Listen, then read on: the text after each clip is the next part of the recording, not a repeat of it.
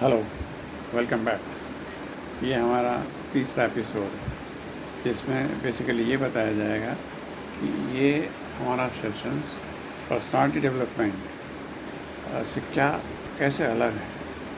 हम हर रोज़ सुनते हैं मोटिवेशन स्पीकर्स को जो बताते हैं कि aim high, work hard, don't give up, get results etcetera. But ये हम जिस चीज़ की बात कर रहे हैं उन लोगों के लिए मुश्किल होता है। वो समझते हैं कि हमसे क्यों नहीं होता है, वो ज़्यादा डिप्रेस होते हैं। तो हम यहाँ पे ये आपको बताएंगे कि हमको पहले क्या करना है।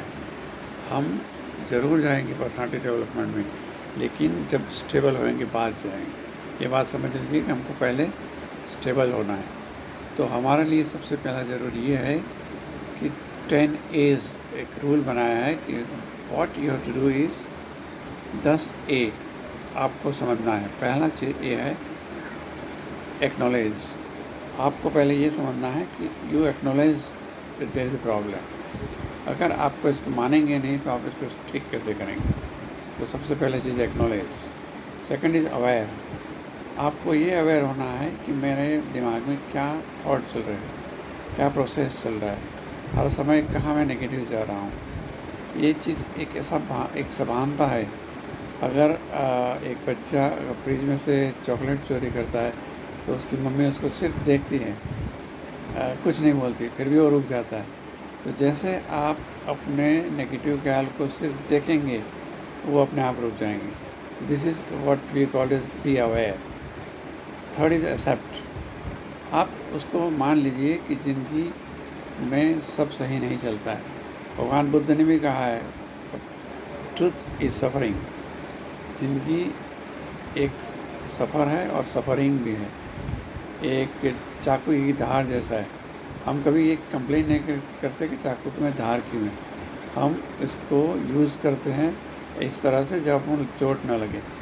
तो ज़िंदगी चाकू की धार है, उसको इस तरह यूज़ करो चोट ना लगे। So accept certain things.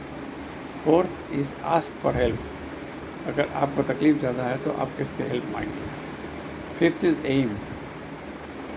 M हम तीन प्रकार के हैं, micro, mini and main M.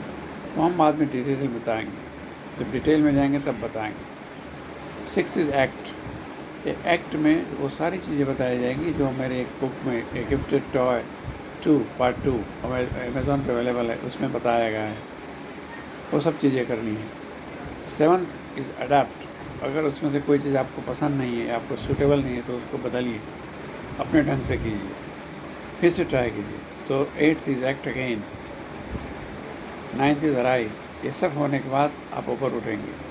आप देखेंगे कि आपकी शांतता बढ़ रही है, आपका जोश बढ़ रहा है, आपका उमंग बढ़ रहा है। एंड टेंथ लास्ट इज़, अगर आप इसमें से बाहर आ गए, सब कुछ सीख लिए, तो लोगों को सलाह दीजिए और एडवाइस एंड असिस्ट। ये 10 स्टेप आपके लिए बहुत ज़रूरी है। हम हर एक स्टेप के बारे में डिटेल में बताएंगे। Thank you very much.